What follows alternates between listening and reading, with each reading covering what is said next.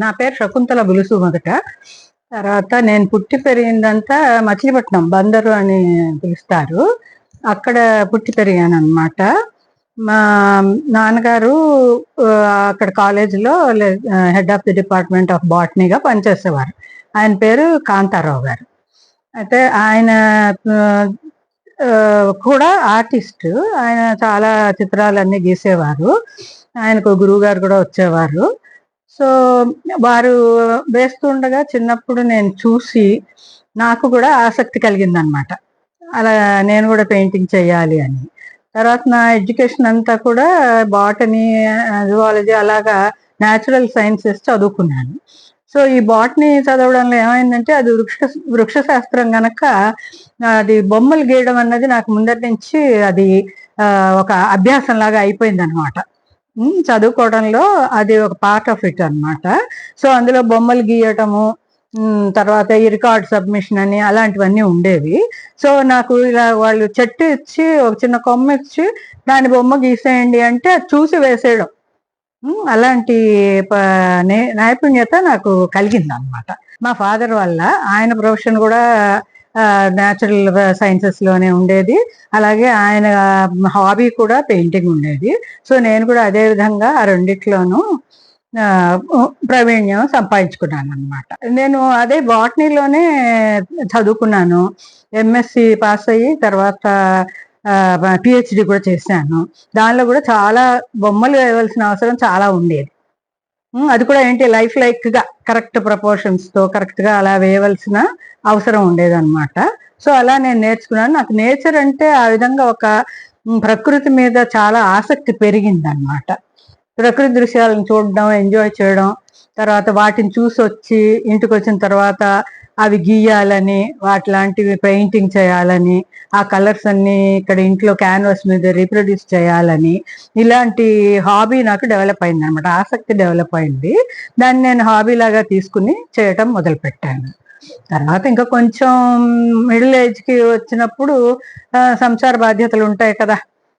So వాటి వలన కొంచెం స్లో డౌన్ అయింది. కానీ ఆ టైంలో నేను విడిగా నిట్టింగులు చేసి పిల్లలకి వాళ్ళ వయసులకు తగ్గట్టు ఎదుగుతూ ఉంటే స్వెట్టర్లు అవి అల్లడము, తర్వాత ఇంటికి కావాల్సినట్టుగా ఏదో టేబుల్ మ్యాట్స్ అని, కుషన్ కవర్స్ అని అలాంటివి వాటి మీద పెయింటింగ్ చేయడము, అవన్నీ కూడా నేను చేస్తూ ఉండేదాన్ని. తర్వాత రిటైర్మెంట్ అయిపోయిన తర్వాత నేను టీచింగ్ లోనే ఉన్నాను. I was an assistant professor in one of the Osmania university colleges. దానిలో నేను ఒక 25 years, more than 25 years. Most of my education was concerned to drawing pictures. So ఆ పిక్చర్స్ వేయడం అది అందులో ఉండడం వలన అది నాకు చాలా ఇంట్రెస్టింగ్ గా ఉండేది. నా ప్రొఫెషన్ కూడా నేను చాలా ఎంజాయ్ చేశాను. టీచింగ్ కూడా నాకు చాలా ఇష్టము. నాకు ఇష్టమైన సబ్జెక్ట్ లో టీచింగ్ చేశాను.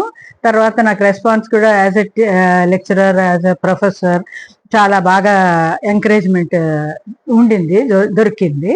సో దానివల్ల నేను అది నాకు టచ్ పోకుండా అలా చేయడము, పెయింటింగ్లు, బొమ్మలు వేయడము, వాటిని అప్రిసియేట్ చేయడము, అలాంటిది టచ్ పోకుండా నేను ఆల్వేస్ దానిలో ఉన్నాను అనమాట. సో ఆ హాబీని కంటిన్యూ చేసి రిటైర్మెంట్ అయిన తర్వాత మళ్ళీ దాన్ని రివైవ్ చేసుకున్నాను, ఎక్కువ చేసుకున్నాను అనమాట, పెంపొందించుకున్నాను అనమాట. చేసుకుని ఇప్పుడు మేము ఫ్యూ ఇయర్స్, ఆల్మోస్ట్ 20 years నుంచి యుఎస్ లోనే ఉంటున్నాము. అక్కడ కూడా నా హాబీ ఏమిటి, పాస్ టైం ఏమిటి అంటే పెయింటింగ్. ఇండియాలో నేను ఇప్పుడు ఇక్కడ ఎగ్జిబిట్ చేసిన రీసెంట్ సింక్రోని అనే ఎగ్జిబిషన్ లో నేను చాలా మటుకు అంటే 3 కేటగిరీస్ పెట్టాను. ఒక కేటగిరీ వచ్చి నేచర్ పెయింటింగ్స్, అంటే సీనరీలు, లేక్స్, బోట్స్ ఆ మాదిరిగా అనమాట. తర్వాత కొన్ని యానిమల్స్, ఒక హార్స్ గ్రేజింగ్ చేస్తున్నట్టు, ఒక డియర్ అలాగా వనంలో తిరుగుతున్నట్టు, ఫారెస్ట్ లో అలాంటి పెయింటింగ్స్ పెట్టాను. వాటికి చాలా ఆదరణ లభించింది. అది నేచర్ పెయింటింగ్స్. దాని తర్వాత నేను నెక్స్ట్ ఇంకొకటి ఏం పెట్టానంటే ఈ ట్రైబల్ ఆర్ట్ లాగా, సంథింగ్ లైక్ అలాంటి ఆర్ట్. అంటే ఇప్పుడు మధుబని ఆర్ట్ ఉందనుకోండి, అవన్నీ గోడల మీద వాటి మీద వేసి మిథిలా ఆర్ట్ అంటారు దాన్ని, బీహార్కి సంబంధించింది. సో దానిలో ఏంటంటే వాళ్ళు ఎక్కువగా డైటీస్ అంటే దేవుళ్ళని, తర్వాత సన్ అలాంటివన్నీ పెడుతూ ఉంటారు. అయితే నేను దాంట్లో కొత్త డెవలప్మెంట్ ఏం తీసుకొచ్చానంటే జోడియాక్ సైన్స్.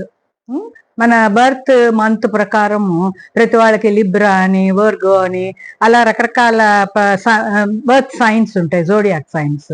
సో ఆ సైన్స్, ఆ జోడియాక్ ని ఇందులో ఇంట్రడ్యూస్ చేశాను అనమాట, which is a very new concept. And then దీనికి నాకు అమెరికాలో చాలా ఆదరణ లభించింది. అమెరికాలో చాలా మంది వాళ్ళ పర్సనలైజ్డ్, అంటే ఏంటి, నేను పుట్టిన సంవత్సరంది, నేను పుట్టిన నెలది ఆ జోడియాక్ నాకు కావాలి, మా గోడ మీద నేను వేసుకుంటాను. సో నేను వర్గోకి సంబంధించిన దాన్ని, లేకపోతే మా హస్బెండ్ టారస్కి సంబంధించిన డేట్స్ లో పుట్టారు. సో అవేం చేస్తామంటే ఒక మంచి చుట్టూరా ఒక ఆర్ట్ వేసి దాని మధ్యలో ఈ సైన్, జోడియాక్ సైన్ కి, ఇప్పుడు తులా ఉందనుకోండి, ఒక చిన్న తాసు లాంటిది పెడతాం, దాన్ని లిబ్రా అంటారు ఇంగ్లీష్ లో. సో ఆ లిబ్రాకి ఆ బొమ్మ పెట్టి అలా చేసి ఇచ్చాను అనమాట, పర్సనలైజ్డ్ గా.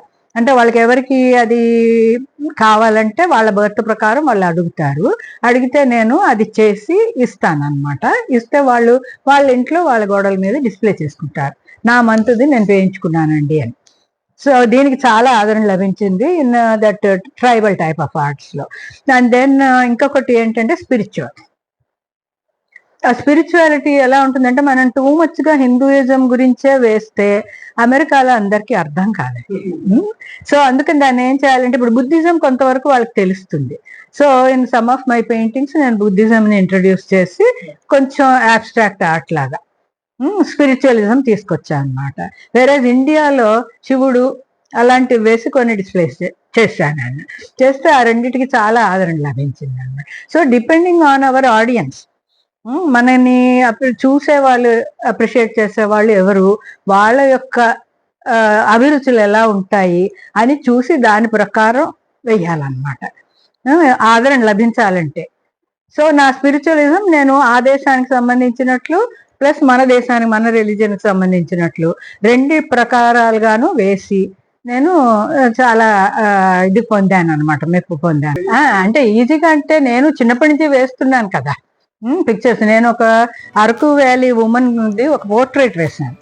వేస్తే ఆ పోర్ట్రేట్ కి I think at that age I was about నాకు 16-17 ఇయర్స్ ఉండొచ్చు, 16 సంవత్సరాలు ఇంకా లోపలే, 15-16 మధ్యలో ఉండొచ్చు. అప్పుడు అది నేను వేసి చిత్రకళ సంసద్ తర్వాత స్టేట్ లెవెల్ దీనిలో ఒక ఏమంటారు ఒక ప్రదర్శన కాంపిటీషన్ కి నేను పంపితే నాకు దానికి prize. So at 15 years, at the age of 15-16 portrait కి అవార్డు వచ్చింది అనమాట. సో అలాగా నాకు ఎంకరేజ్మెంట్ ముందరి నుంచి ఉంది, కానీ బాధ్యతల వలన కొన్ని రోజులు కొంచెం స్లో డౌన్ అయ్యాను. Not that I gave up, నేను పూర్తిగా వదిలేయలేదు, వదిలేకుండా కొంచెం స్లో డౌన్ అయ్యి టీచింగ్ ప్రొఫెషన్ లో కూడా మరి మనం రాణించాలి కదా. నేను ఒక క్లాస్ తీసుకుంటూ చేస్తే నా స్టూడెంట్స్ కి సాటిస్ఫాక్షన్ రావాలి, ఆ సబ్జెక్ట్ వాళ్ళకి తరోగా అర్థమయ్యేలా నేను చెప్పగలగాలి. సో దాని మీద నేను నా దీనిలో నేను పిహెచ్డి చేసుకున్నాను కదా. సో నేను పిహెచ్డి చేసినప్పుడు నా థీసిస్ కి గుర్తింపు రావాలి. సో అందుకని ఆ విధంగా నేను ఇది వదలకుండా ఉండి అందులో కూడా నా బెస్ట్ నేను చేయగలిగాను అనమాట, ప్రొఫెషనల్ వైజ్ కూడా. అది that's what happened. And then ఆ కంటిన్యూటీ ఉండడం వలన నేను I was observing the pulse of the audience. ఎవరైతే మన పెయింటింగ్స్ ని చూస్తారో ఆ పెయింటింగ్స్ ఎటువంటి పెయింటింగ్ అయితే జనాదరణ లభిస్తుంది. ఐ వాజ్ నెవర్ కమర్షియల్, అదేదో నేను ఇన్ని లక్షలకు అమ్మాలి, ఇన్ని వేలకు అమ్మాలి అన్న ఉద్దేశం నాకు పెద్దగా లేదు. అప్పుడు అసలు ముందర అసలే లేదు. ఇప్పుడు కూడా వాళ్ళు అడిగి వేయించుకున్న వాళ్ళు పారితోషికంలా, మా అమ్మ మీరు తీసుకోకపోతే మేము వేయించుకోం ఫ్రీగా, మీరు దాని మీద ఎంత శ్రమ పెడతారు, ఎంత మెటీరియల్ కూడా ఇట్స్ వెరీ కాస్ట్లీ. ప్రతి మనం కొనాలంటే అమెరికాలో స్పెషల్లీ క్యాన్వాస్ కాస్ట్లీగా ఉంటుంది. తర్వాత ఈ రంగులు ఒక ఇంత చిన్న ఇది కొంటే $10 $15 అలా ఉంటుంది. తర్వాత ఒక్కొక్క పెయింటింగ్ కి మనం చేసినప్పుడు దాని బ్రష్లు తొందరగా పాడైపోతాయి, అరిగిపోతాయి అన్నమాట. సో ఒక ఫైన్ బ్రషెస్ అవి చాలా ఎక్స్పెన్సివ్గా ఉంటాయి. అయినా సరే అవన్నీ నేను సొంతగా కొనుక్కుని నా ఇంట్రెస్ట్తో నేను చేస్తాను. అందుకని నా వెల్ విషర్స్, నా ఫ్రెండ్స్ నన్ను ప్రత్యేకం అడిగి కమిషనింగ్ ఆర్ట్ అంటే ప్రేమి వాళ్ళు తప్పకుండా అమ్మ మీరు ఎంతైనా కొంత తీసుకోవాలి అని నాకు వాళ్ళు పారితోషికంలా ఇస్తారు. But it's never commercial. నాకు సార్ సపోర్ట్ 100% ఉంది. ఇప్పుడు ఫర్ ఎగ్జాంపుల్ ఈ ఎగ్జిబిషన్ మనం చేసాం కదా, ఆ ఎగ్జిబిషన్ చేసినప్పుడు దానికి ఒక ట్రిప్తో అక్కడ వెళ్ళి బుక్ చేసి వెనక్కి వచ్చేయడం అవ్వదండి. సో ఒక రోజు వెళ్ళినప్పుడు వాళ్ళు ఉంటారు ఉండరు, మనమే డెసిషన్ తీసుకోవాలి. తర్వాత ఎన్ని పెడతాము, ఏ రూమ్ అయితే మనకి కన్వీనియంట్ గా ఉంటుంది, ఒక trip and then come back, మళ్ళీ అనదర్ ట్రిప్. అలా వెళ్ళి ఒక 4-5 చేస్తూ ఉంటే అక్కడ మనకి పరిచయాలు అవుతుంటాయి. వాళ్ళ ఎగ్జిబిషన్ అయినప్పుడు చూడాలన్న ఉత్సుకత ఉంటుంది. సో మళ్ళీ వాళ్ళ ఎగ్జిబిషన్ ఒకటి ఇనాగ్రేషన్ అవుతుంది, మనం పోయి చూద్దామని. అన్నిటికీ సారే ఓపిక్గా నన్ను డ్రైవ్ చేసి, మీకు ఈ ఊరు ట్రాఫిక్ సంగతి తెలుసు, for his age and for his health అన్నిటికీ ఆయన పక్కకు పెట్టి he used to drive me and he gave more encouragement. That's the understanding we both have. And then he encourages me from the beginning. నేను మామూలుగా ఫ్యామిలీలో ఇది చేస్తున్నప్పుడు కూడా నేను ఫ్యామిలీకి నీకు అవసరం ఉంటే నువ్వు చేసుకో, కంప్లీషన్ ఉంటే అయ్యా మనం letters order some food from out side, లేకపోతే నేను బయటకు తీసుకెళ్తా పిల్లల్ని, నీకు కూడా నీకు ఫుడ్ తెచ్చుకొచ్చి పెడతాము, అట్లా సపోర్ట్ చేసి టోటల్ 100% సపోర్ట్ ఉంది నాకు అనేది. So with his support only I have come this far. Best అంటే నేను యుఎస్లో కొన్ని ఫాల్ కలర్స్ అని అక్కడ అద్భుతంగా ఉంటాయండి నేచర్లో. ఫాల్ సీజన్లో కొన్ని చెట్లు, వాటి ఆకులు అవన్నీ రకరకాల shades of yellow, orange, green, reddish అలా కింద అవి ట్రాన్స్ఫార్మ్ అవుతాయి అన్నమాట. ఆ fall colours paintings are my among nature, they are my favourite. అవి నేను ఇంటికి చేసుకున్నాను. తర్వాత చాలా మంది మా రిలేటివ్స్ కానీ ఫ్రెండ్స్ కానీ అడిగితే చేసి ఇచ్చాను. Those are my favourites. ఆ తర్వాత నాకు స్పిరిచువల్ పెయింటింగ్ అంటే చాలా ఇష్టం. ఇప్పుడు ఫర్ ఎగ్జాంపుల్ నేను మా ఇంట్లో కూడా పెట్టుకున్నాను. అక్కడ పైన అది మెడిటేషన్ గురించి ఇంట్రాస్పెక్షన్, లైక్ సాక్షి భావన అంటారు చూడండి. మనం మెడిటేషన్ చేసుకునేటప్పుడు మనకేం కనిపిస్తుంది కళ్ళు మూసుకుని మనం ధ్యానం చేసినప్పుడు, అది ఆ ధ్యానంలో మనకు కనిపించినప్పుడు దాన్ని మనం as an outsider how do we visualise it or how do we look at it, దాన్ని సాక్షి భావన అంటారు. అంటే ఏంటి, ఫీల్ అయ్యేవాళ్ళు వేరు, చూసేటవాళ్ళు వేరు, అలా ఉంటుంది కదా. So one of those paintings, ఆ సాక్షి భావన అనే పెయింటింగ్ నాకు చాలా ఇష్టం. నేను అది చాలా మంది మేము ఎన్నో వేలు ఇచ్చి కొనుక్కుంటామని అడిగితే కూడా నేను ఎప్పుడు అది వదలుచుకోండి. అంటే నేను తర్వాత పెద్దగా అవార్డ్స్ అంటే కాంపిటీషన్స్ సబ్మిట్ చేయలేదు, అవి సబ్మిట్ చేయలేదు. యా, ఆ పనుల వలన ఎక్కువగా నేను సొంతానికి వేసుకోవడం, ఫ్యామిలీలో ఎవరైనా అడిగిన వాళ్ళకి వేసి ఇవ్వడం అంతే తప్పించి నేనేదో కాంపిటీషన్లో చేసి నాకు ఫస్ట్ ప్రైజ్ రావాలి అలాంటి ఇవి నేను పెట్టుకోలేదండి. దట్ కైండ్ ఆఫ్ పబ్లిసిటీ నాకు పెద్దగా ఎప్పుడు ముందర నుంచి ఇంట్రెస్ట్ లేదు. సో అలా చేసుకున్నాను అనమాట. తర్వాత అక్కడ అమెరికాలోనేమో నా పెయింటింగ్స్ ఒక 2-3 డిజిటల్ ఎగ్జిబిషన్స్ కి సెలెక్ట్ అయ్యాయి. వాటిలో ఏంటంటే మనం వాళ్ళకి పంపిస్తే మంచి రిజల్యూషన్ ఉన్న ఫోటో తీసి పంపిస్తే వాళ్ళ క్యూరేటర్స్ ఉంటారు, వాళ్ళు వాటిని చూసి సెలెక్ట్ చేసుకుంటారు అన్నమాట. చేసుకుని వాటిని ఏం చేస్తారంటే వాళ్ళ దగ్గర ఎగ్జిబిషన్స్ అయినప్పుడు వాటిల్లో అవి ప్రదర్శిస్తారు డిజిటల్ గా. అంటే వాళ్ళ స్క్రీన్స్ ఉంటాయి, దాని మీద పెడతారు, పెట్టి ఇన్ కేస్ సంబడి లైక్స్ వాళ్ళకి మన అడ్రస్ ఇచ్చి వాళ్ళని కలుపుతారు అన్నమాట. కలిపితే if they are interested we can make more for them or we can sell what we already. చాలా మంది ఉన్నారండి నాకు అమెరికాలో, చాలా పెద్ద ఫ్రెండ్స్ సర్కిల్ ఉంది. అండ్ పిల్లల ఆఫీసెస్లో వాళ్ళు, పిల్లల ఫ్రెండ్స్, తర్వాత మా ఏజ్ గ్రూప్లో, మా ఓన్ ఫ్రెండ్ సర్కిల్స్లోను. We go to senior citizens clubs లాంటివి ఉంటాయి అక్కడ, వాటికి వెళ్తాము. అక్కడ వాళ్ళు అట్లా చాలా మంది అప్రిషియేట్ చేస్తారు. నేను ఎక్కడికి వెళ్ళినా నేచర్ చూడడానికి, ఏ ప్రదేశానికి వెళ్ళినా అక్కడ అక్కడ కనిపించే దృశ్యాలు నన్ను ఆకట్టుకుంటాయి.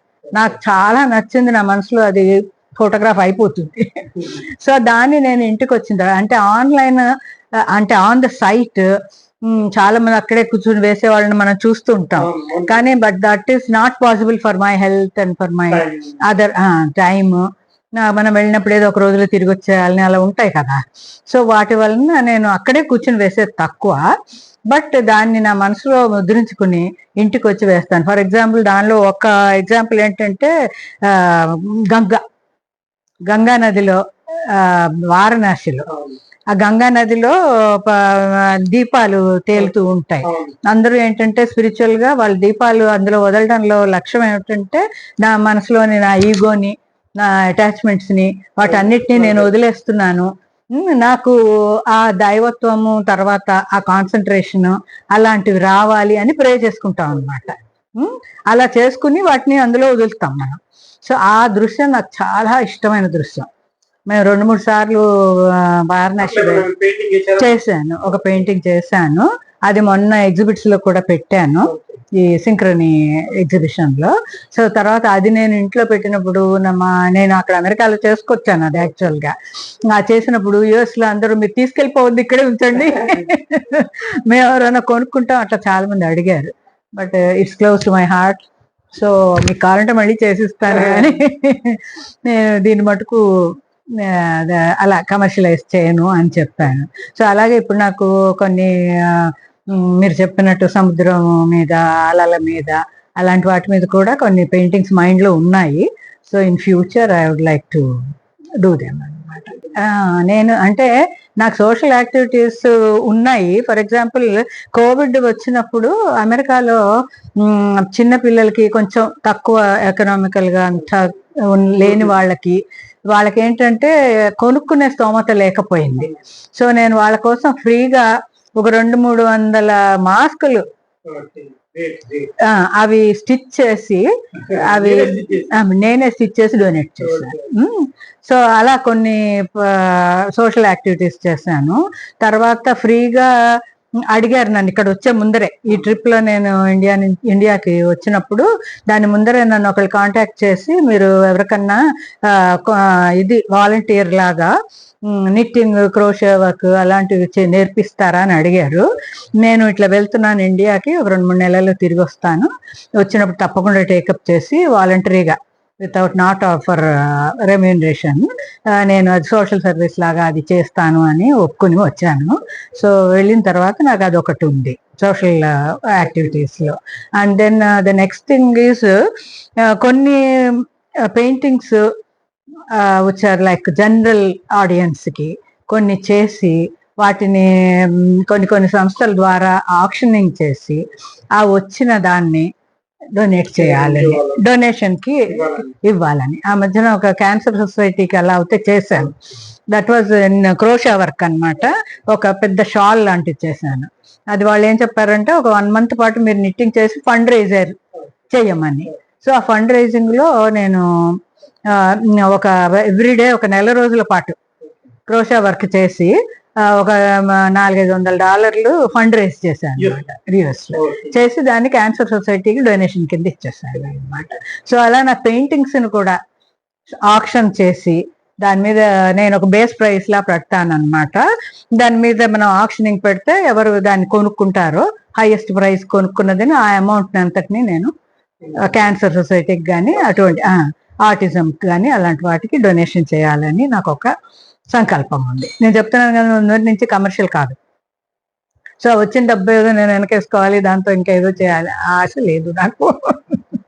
సో అటువంటి ఫండ్ రైజర్స్ చేయాలి అని రెస్ట్ ఆఫ్ మై లైఫ్ అది మేము ఉన్న సమయంలో మేము ఒక్కోసారి సీజన్ వైజ్ వస్తాము, ఒకసారి పిల్లలు వస్తున్నాం, అలా అందుకని ఆ టైంలో అలా కలిసి వస్తే అవకాశం దొరికితే తప్పకుండా అందరికీ నేను చెప్పదలుచుకుంది ఏంటంటే దాని మీద మనం ఫోకస్డ్గా ఉండాలండి. ఒకటి ఏదన్నా మొదలు పెట్టుకున్నప్పుడు దాని మీద టోటల్గా గివ్ యువర్ టోటల్ 100% అనమాట ఇచ్చి చేయాలి, కానీ హాఫ్ హార్టెడ్గా చేయకూడదు. మనకి టైం అవకాశం ఉన్నప్పుడు దాన్ని అది అంతా మనం చేయగలము, దానిపైన 100% మన ఈ కెపాసిటీలో చేయగలము అని అనిపించినప్పుడే దాన్ని టేకప్ చేయాలి. బట్ దేని మీద ఇంట్రెస్ట్ ఉంటే మటుకు దాన్ని పర్సూ చేయాలి. సాధన, practice is very very important. ఏదో 5 నిమిషాల్లో నేను 3 రోజుల్లో ఒక పెయింటింగ్ వేసేసి ఎవరికో ఇచ్చేస్తాను, అమ్మేస్తాను, ఆ టైప్లో ఉండకూడదు. దానికి మనం ఒక మంచి ప్రాధాన్యత, విలువ ఇవ్వాలన్నమాట. అది ఒక డివైన్ ఆర్ట్. అది దేవుడు మనకి ఇస్తేనే, అది you are blessed, then only you will get it. So దానికి ఇవ్వవలసినంత ప్రాధాన్యత, విలువ ఇచ్చి మనం దాన్ని సద్వినియోగం చేయాలి, కానీ ఎక్కువ కమర్షియల్గా పెట్టుకోకూడదు. తర్వాత కమర్షియలైజ్ చేసుకుని చేయాలని అవసరం ఉన్న వాళ్ళు టాలెంట్ని వాడుకున్న తప్పేం లేదు, తప్పు అనడం లేదు నేను. అందరికీ వాళ్ళ లిమిటేషన్స్ ఉంటాయి, అది తప్పు కాదు. కానీ దాని మీద నువ్వు చేసే పని మటుకు ఫుల్ ఏకాగ్రతతో, ఫుల్ కమిట్మెంట్తో దాన్ని చెయ్యాలి. సీరియస్గా ఉండండి, ఆషమాషిగా చేయొద్దు. స్పిరిచువల్ సైడ్ ఎక్కువ, ఒక మెసేజ్ ఉండాలి ఇన్ వాట్ యు పెయింట్. ఆ పెయింటింగ్ వెనక ఒక చిన్న సందేశం ఉండాలన్నమాట, ఒక మీనింగ్ ఉండాలి. ఈవెన్ అబ్స్ట్రాక్ట్ ఆర్ట్లో కూడా ఇప్పుడు చూడండి, పిచ్చి గీతల్లాగా అట్లా అనిపిస్తాయి తెలియని వాళ్ళకి, కానీ దాని వెనక ఒక సందేశం ఉంటుంది. దానికి ఒక టైటిల్, సజెస్టివ్గా ఒక టైటిల్ పెట్టాలి. ఆ పెట్టిన టైటిల్ పెడితే they will look for it అనమాట. వాళ్ళకి తట్టకపోవచ్చు జనరల్గా. ఒకవేళ అబ్స్ట్రాక్ట్లో అలా తట్టకపోతే మనం పెట్టిన టైటిల్ని చూసి వాళ్ళు, ఓ దీని వెనక ఇంత ఉందా అన్న క్యూరియాసిటీ జనరేట్ చేయాలి. మన టైటిల్ పెట్టకపోయినా తెలుస్తుంది. అదే టైటిల్ పెడితే, ఒక చిన్న సజెస్టివ్ టైటిల్ మనం కనుక పెడితే, దాన్ని పెట్టి ఓహో దీని వెనక ఇంత ఉందా అని ఒక ఆసక్తి పెరుగుతుంది అనమాట. పెరిగి దాన్ని వేరే యాంగిల్లో చూసి అప్రిషియేట్ చేయడం మొదలు పెట్టాలన్నమాట. సో ఇది జనరల్గా నా ఉద్దేశాలు ఇవి. ఇది పనికొస్తే ఎవరన్నా నా సలహా కానీ సజెషన్ కానీ తప్పక తీసుకోవచ్చు. థ్యాంక్ యూ వెరీ మచ్ అండి, మీరు ఇంత ఇంట్రెస్ట్తో వచ్చి నా ఇంటర్వ్యూ తీసుకున్నారు. సో మీ ఛానల్కి మీకు నా ధన్యవాదాలు. నేను BRS Prasad, Bulusu Ramaswamy Prasad. I'm the husband of one of the artist, Shakuntala Bulusu. నేను బై ప్రొఫెషన్ ఒక ఎలక్ట్రికల్ ఇంజనీర్ని, but I'm an appreciator of art and music. Though I myself is not an artist, I appreciate. ఇవాళ event I only take credit for encouraging Shakuntala to come up with this exhibition along with the other cousin Mallika Bulusu, and it has been a great success in the sense that so many people have attended, and a stalwart like Murli Mohan Garu have come and spent a lot of time. I thank God and I thank everybody who has attended this function. Thank you.